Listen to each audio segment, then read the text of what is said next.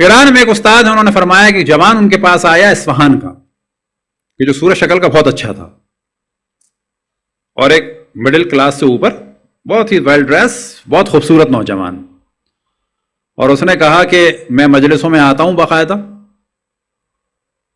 اور ایسا نہیں ہوں کہ مجلسوں سے یا عبادت سے بھاگتا ہوں، ہاں بہت زیادہ وہ بھی نہیں ہوں.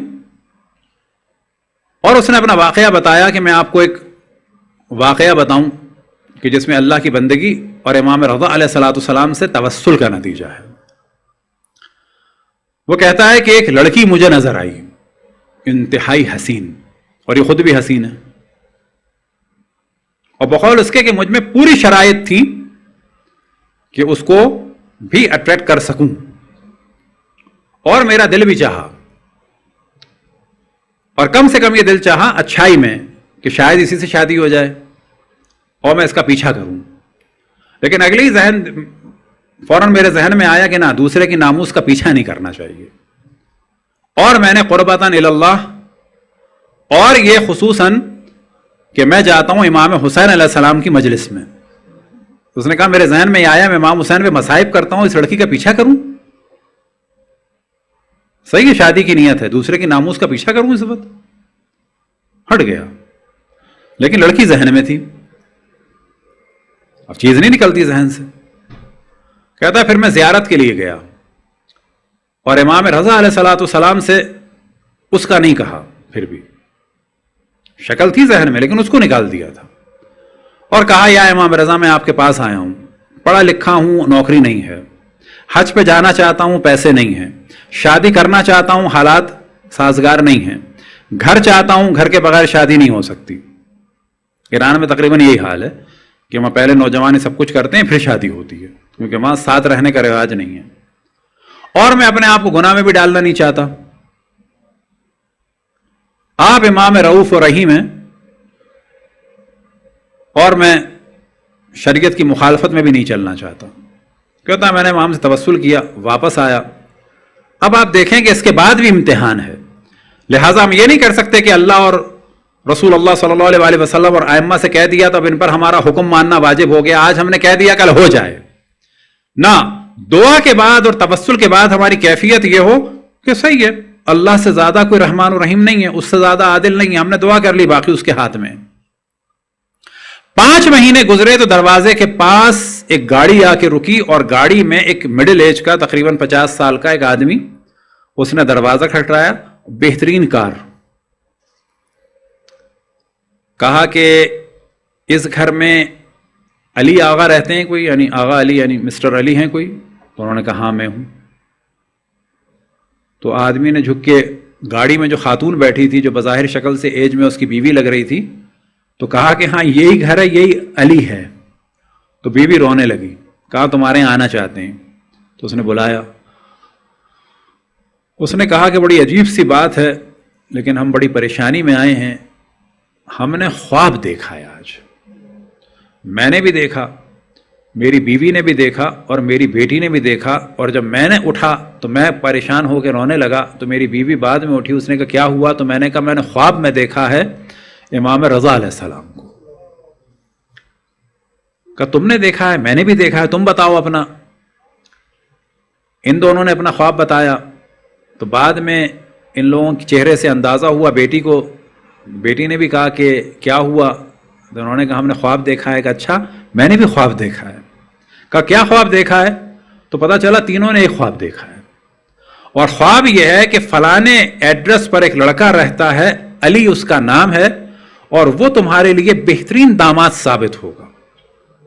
اس کو تم اپنی بیٹی بھی دو، اور اس کو پورا سپورٹ کرو، اور اس کو حج پہ بھیجو. اور ہم لوگ پریشان تھے. اب یہاں آئے تو اندازہ ہوا ہے لڑکا بھی اچھا صورت شکل کا. اب جب گھر والوں سے بات کی اور کہا کہ آپ ہمارے یہاں دعوت پر آئیں، اب ان کے پورے گھر والے جو ہیں وہاں دعوت پہ گئے. اب یہ بھی ہکا بکا اور شاید تھوڑے شک میں ہوں کہ لڑکی کیسی ہے. شاید کی بات ہے، یہ اس نے تو نہیں کہا، یہ تو میں کہہ رہا ہوں ممکن ہے وہ ذہن میں. تو یہ سب لوگ گئے، یہ مڈل کلاس، اور کہتے ہیں کہ وہاں جا کے دیکھا تو گھر ہی بہت عالی شان.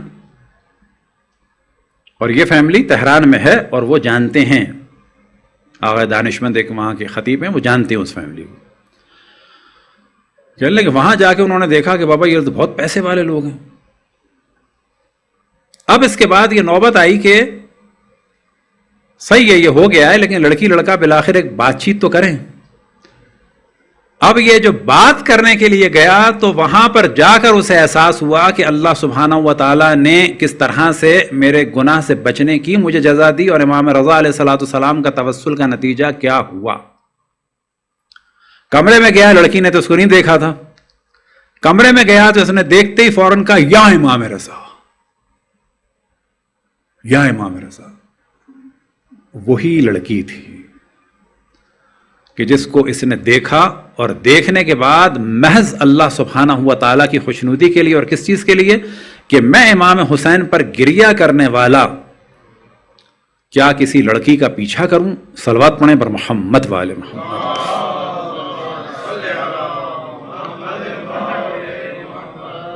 میں امام حسین پر گریہ کرنے والا کیا کسی لڑکی کا پیچھا کروں.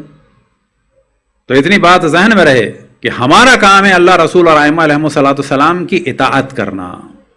حتیٰ اس عنوان سے بھی اطاعت نہیں کرنی ہے کہ میں اطاعت کروں گا اور دنیا میں مجھے کچھ ملے گا. نا, ممکن ہے ملے, ممکن ہے نہ ملے. ممکن ہے ملے, ممکن ہے نہ ملے. کیوں؟ رضن بقضائہ و تسلیما لامرہ, کہ اللہ سبحانہ و تعالیٰ پر راضی رہنا, اللہ سبحانہ و تعالیٰ سے راضی رہنا ہے. ائمہ علیہم السلام کی زیارات کے سلسلے میں ہم توجہ دلائیں کہ جو بدھ کا دن ہے وہ ہے 4 ائمہ کی زیارتوں سے منسوب, لیکن ہم ترتیب وار بیان کرتے ہیں کہ مفاتی آپ دیکھیں. اتوار کا دن ہے رسول اللہ صلی اللہ علیہ وسلم کی زیارت کا, معذرت ہفتے کا دن, ہفتے کا دن ہے رسول اللہ صلی اللہ علیہ وسلم کی زیارت کا. تو آپ ہفتے کے دن کی زیارت نکالیں گے تو مخصوص ہے رسول اللہ صلی اللہ علیہ وسلم کی. اتوار کا دن ہے مولا امیر المؤمنین اور جناب سیدہ علیہم الصلوۃ والسلام کی زیارت کا, چھوٹی چھوٹی سی زیارات ہیں. پیر کا دن ہے امام حسن اور امام حسین کی زیارت. منگل کا دن ہے امام زین العابدین, امام محمد باقر اور امام جعفر صادق علیہم الصلوۃ والسلام کی زیارت کا. بدھ کا دن ہے امام موسیٰ کاظم, امام رضا, امام محمد تقی, امام علی نقی علیہم الصلوۃ والسلام کی زیارت کا. جمعرات کا دن ہے صرف امام حسن عسکری علیہ الصلوۃ والسلام کی زیارت کا. اور جمعے کا دن ہے صرف امام زمان علیہ الصلوۃ والسلام کی زیارت کا. اب جب صرف ہم نے استعمال کیا تو ایسا نہیں دوسروں کی نہیں ہو سکتی, یعنی یہ جو ہفتے وار زیارتیں ہیں یہ تو اپنی جگہ, اور اس کے ساتھ باقی بھی زیارتیں ہوں, لیکن اس فارمولے کو ذہن میں رکھیں کہ جو ہم نے عرض کیا. کون سا formula? something is better than nothing. امام رضا علیہ الصلوۃ والسلام سے توسلات میں سے جو اہم ترین توسل ہے اور باقی ائمہ علیہم الصلوۃ والسلام سے بھی جو بہترین توسل ہے وہ کیا ہے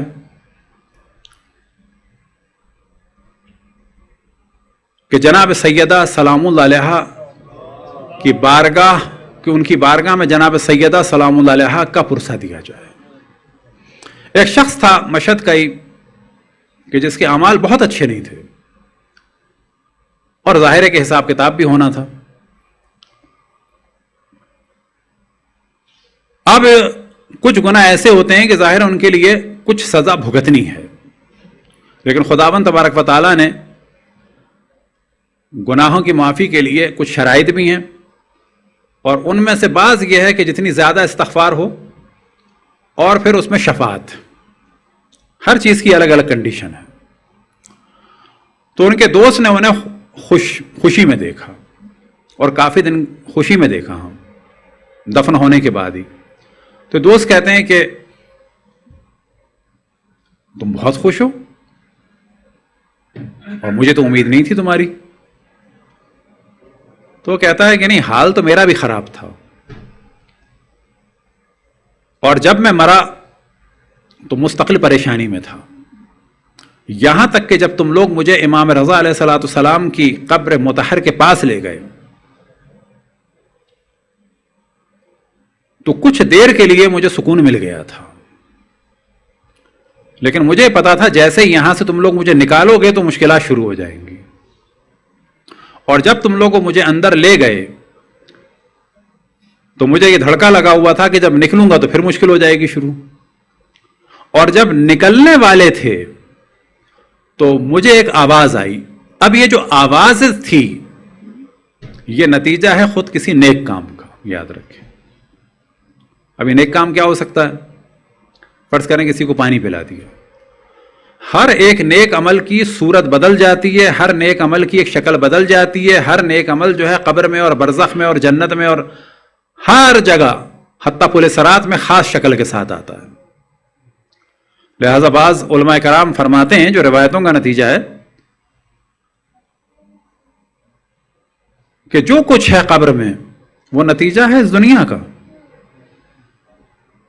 ماں باپ کی خدمت کی تو قبر میں نور ہے، ماں باپ کو تنگ کیا قبر تاریک ہے، کسی کے ساتھ نیکی کی قبر میں پھل ہے، کسی پر ظلم کیا قبر میں جانور ہے، کسی کو کھلایا پلایا قبر میں ٹھنڈا پانی ہے، کسی کے کھانے پینے کے لیے مشکلات کریٹ کی بھوک و پیاس ہے. تو جو کچھ ہے وہ اس دنیا کا نتیجہ ہے. تو جب بھی کوئی ایسی روایت یا واقعہ سنے تو یعنی اس نے کچھ کیا تھا جو ایک اس کے لیے راہ تھی بالآخر. تو کہتا ہے مجھے ایک آواز آئی کہ امام رضا علیہ الصلوۃ والسلام کی کہ حرم مطہر سے نکلنے سے پہلے جو ہے اس عذاب سے نجات پاؤ، اور وہ اس طرح سے کہ امام کو واسطہ دو ان کی جدہ حضرت فاطمہ سلام اللہ علیہا کا.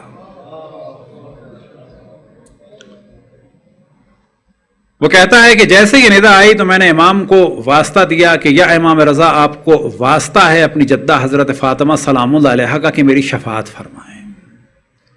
وہ کہتے ہیں کہ جیسے ہی میں نے واسطہ دیا تو امام کی جانب سے یہ شفاعت مجھے میسر ہوئی کیونکہ انہیں میں نے واسطہ دیا ان کی جدہ کا. تو ائمہ علیہم الصلوۃ والسلام اور اشرف الانبیاء کی بارگاہ میں جناب سیدہ کا واسطہ بہت بڑا واسطہ ہے. تو فرماتے ہیں جیسے ہی میں نے واسطہ دیا تو مجھے محسوس ہوا کہ میری مشکلات حل ہو گئیں، اور وہ جو خوف تھا کہ جو حرم سے نکلوں گا اور دوبارہ یہ مشکلات میرے ساتھ شروع ہو جائیں گی وہ ختم ہو گئیں. اور آج جو تم مجھے دیکھ رہے ہو جس حال میں یہ نتیجہ ہے اسی شفاعت کا. لیکن یہ چیز ذہن میں رکھیں کہ ہر آدمی اس کی بنیاد پر نہ سوچے کہ وہ گناہ کرے گا تو اس کے ساتھ بھی ایسا ہوگا، نہ ہوا تو کیا ہوگا. لہذا ہمیشہ کہا جاتا ہے کہ مومن کی ذمہ داری ہے کہ امید بھی رہے اور ساتھ میں خوف بھی رہے. رجا اور خوف کی بنیاد پر. رجا کس چیز کی ہے؟